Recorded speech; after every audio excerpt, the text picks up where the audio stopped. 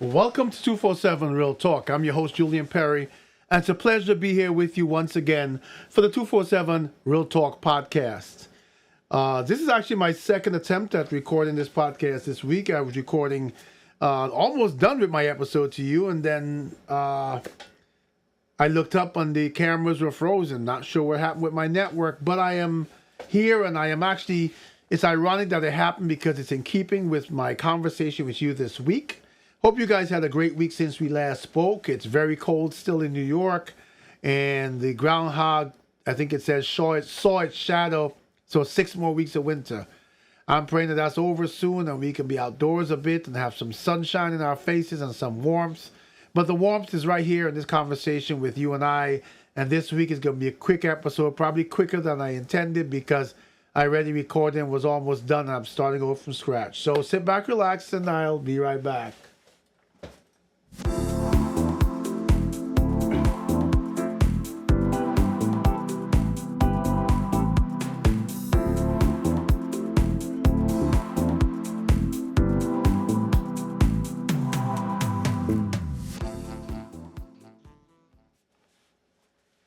All right, I'm back, and as I said, it'll be a quick one, much quicker than I anticipated because of the fact that I'm doing this all over again, which is okay because I enjoy speaking with you. It's based on a quote from what does it say? It says a quote by Phoenix, and it says, "Never underestimate the power of intention. Your thoughts, your words." They are the keys to your future. Let me read that to you again. Never underestimate the power of intention. Your thoughts, your words are the keys to your future. I thought about that and I said, simple things like right now as I speak with you. I was almost done recording my episodes. I poured myself into it. And I looked up. I have monitors in front of me and it was frozen. I'm at probably episode number 289. That has never happened before. It almost seemed like the content of my podcast, it said, you know what, I want to try you. The universe says, I'm going to try you. And here I'm speaking positively because it is my intention and my good thoughts to get a message to you today that your words shape your future. Your thoughts, your intentions can help shape your future. Not by reaching ahead of you and changing paths, but by what you project into the world, by what you project of yourself from within yourself, because it gives you strength to be who you need to be. I gave the analogy in my failed episode of coming out of your house one morning and you walk into the let's say the bus, and a car drives by, you hits a puddle, soaks you from head to toe with muddy water. You go back in the house. You go to get new clothes. You realize you have to iron clothes. That's delaying you. You're already late. You hurry up. You come out. You don't like how you look. You get back out. You get to the bus stop. You miss the bus. You wait for the next one now. It's now past rush hour. It's half an hour away. You get to the subway. You miss the last train. You get on the next train. Now there's a delay because there's a train stuck in the tunnel. You finally get to work way, way, way late. You're already saying, my supervisor, I know how they are. They have an attitude. When I walk in there, they're going to crucify me. And you go into work, and everything about you, your demeanor, your approach, your intention, says failure. You are not projecting what you want to project of yourself. When you walk into any room, any environment, any space, any direction in your life, a lot of your attitude, a lot of your success is based on your attitude, your words. Okay? If I say today will be a bad day, or I say today will be a good day, or I say today will be a better day than yesterday, it's less about what happens during the day and more about how you receive it and how you react towards it. And a lot of that changes how the world sees you. A lot of that allows you to tap into your inherent strength to endure what many others around you are enduring and what many others are failing to endure. Today we're living in a world where there is oppression of every kind, financially, health-wise, politically wise, environmentally wise. Don't care where you turn. There is something out there, an opposing force that wants to grasp and tear every bit of your joy away. It wants to tell you that right where you are, the only direction you can go in is either stand still or regress. It wants to tell you that any road you look at in front of you is impossible, any dream you have. It wants to tell you that someone more powerful than you and someone with more access than you has determined everything about you. It wants to tell you what is going to happen to you and how you're going to react to a set of circumstances, even though it doesn't know you intimately. You know you. And why is this important at this time? Because I look around me and see so many people struggling. So many people struggling mentally. We're all struggling financially. We're all struggling with the morals of the world. We all look at those of us who have kids and wonder where they're going. What's their next step? We all wonder when we leave this place, what will be left for them? We all go through the challenges daily of making it each and every day. Most people of this population, in this country, in this world, cannot even say, oh, I have X amount of rent or X amount of mortgage put away so that if something happens, I have something to rely on. No. Even though the world preaches and the politicians preach, we make it a better place for you. This is what you can do. It's not the truth. Because what they say and what they do is two different things. And no matter what you do, as long as you're alive, as long as you choose life, you can't escape those circumstances. But you can determine how you react, and those reactions and your words and your intentions end up shaping your future.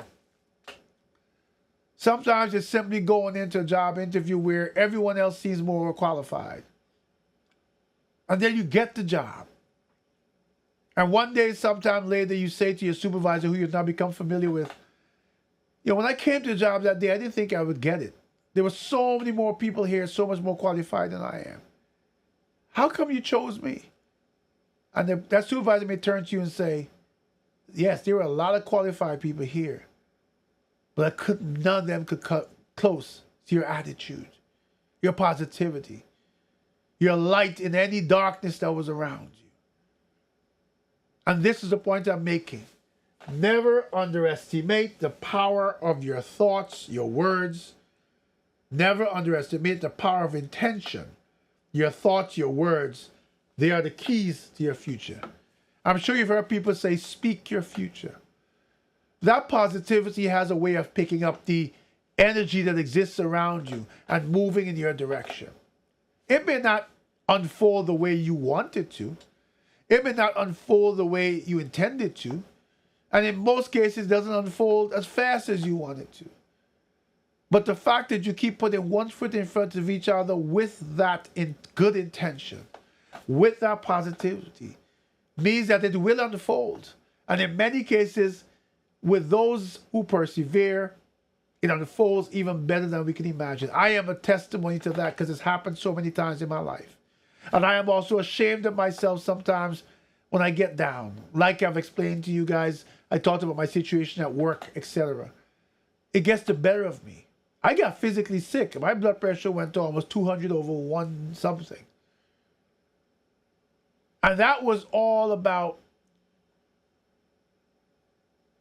not the cliche or the life is 10% of what happens to you and 90% of how you respond. Right? I wasn't following that. My life at that point was 90% of what happened to me. So my 10% couldn't overcome the 90%. I still am in that oppressive environment today. It's not easy. Some days I really got to pick myself up to go to work. Some days I wonder about the future, how much more I can endure. Some days I feel self-pity saying that I've been on this job for now about to start 35 years, and I wish I was in a different position where I could retire. Right? There's requirements of my contract that say I can't or I lose a huge amount of money.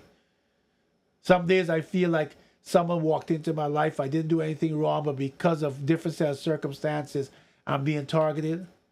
I'm being treated a different way. Some days I feel that someone who is equal my age or maybe slightly older is speaking to me like a child. And because they have the political power and in the organization to put a set of circumstances into play that can not only make my life more difficult, but could actually cost me financially, we accept it. And I say we because I look around the rooms and the teams meetings and all that, and there's so many people in there with the same oppression written across their face. So many people that dread the meetings when they're coming up. So many people that talk about it outside of the meetings. They actually post their feelings on forums like LinkedIn. And when you read the things they have to say, you realize that this person is suffering. And they're expressing it in a different manner. But yet they're there every day, so I have to be there every day. But the bottom line is, there are so many things that exist in today's world that put external pressures on you. That your intention, your words, your thoughts are the things that you own that no one can take from you, that can guide you to a positive future, that can guide you to one positive step in front of the other. I can provide for you the strength and resilience that you need when it feels like everything is caving in. Make no mistake about it. We need each other. And we need each other not only to follow speaking positive things about ourselves, but about each other. It's easy to be negative. Have you ever noticed that the news media, what do? Once in a while, you'll see a feel-good story. And they'll tell you, oh, today we have a good story. Usually, we're glad to have something good to say. But the news media, they report everything that's negative and emotionally affecting to their audience. Because people so easily gravitate towards doom.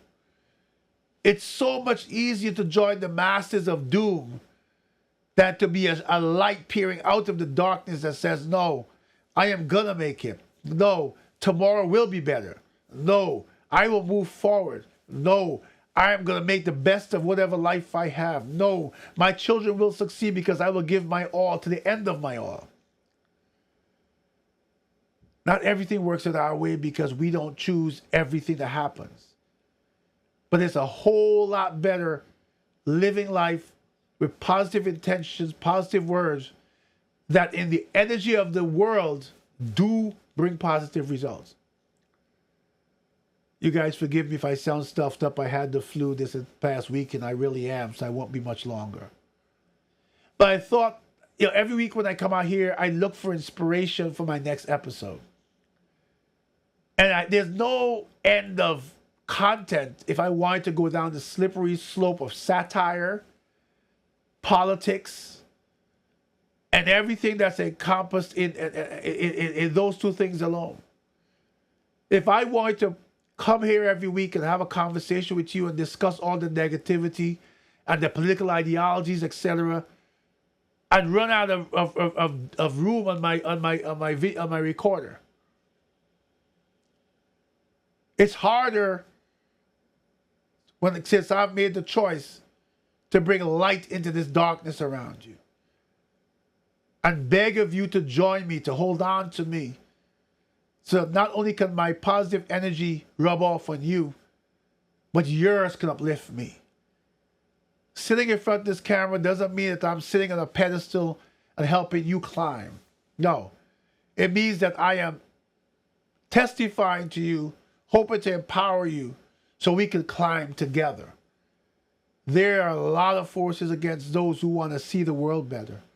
See the world better for the masses, not for the few. And in order to do this, we must stand together. Your intentions, your words, your thoughts must cultivate positivity. Don't get me wrong. I am guilty of letting negativity empower me and overcome me many times. But as Maya Angelou says, each time I rise until the end of my days, the next step I'll make after being down is I'll rise. Because in that rising, I get stronger. In that rising, my thoughts get more empowered. I realize I can do more. I can endure more. Therefore, I shall be and will be, because I shall overcome, because I'm putting that positive energy from me out into the world. I invite you to do the same. Wake up every morning, no matter what's going on to you, say, today's going to be a better day, and it's going to be a good day. Some days you may come at the end of the day and say, I can't really recognize what changed. But if you look closely enough, if you pay attention to your environment, you might begin to see things that bring positivity to your day, a smile to your face, laughter to someone else, uplifting to someone else, a helping hand. You hear my story every week. It's the same, but it's different. I am here to help you stand up, and I hold on to you to help me stand up. I appreciate all of my subscribers. I appreciate all those people who give me the kind words, who send me WhatsApp, who send me emails, and podcast at 247realtalk.net. I thank you so much that I'm still here giving this word. This word when I was about to extinguish this fire, and many of you came to me and says, no, you got to keep this flame going. Whether you have 10 million subscribers or 10 subscribers, making a difference in one life has a ripple effect, whether it be generational or whether it be by human contact in a chain of contact. One changed life makes a difference to this world. This place we are here to exist until we no longer exist. Until the next time, please take care of yourselves and each other.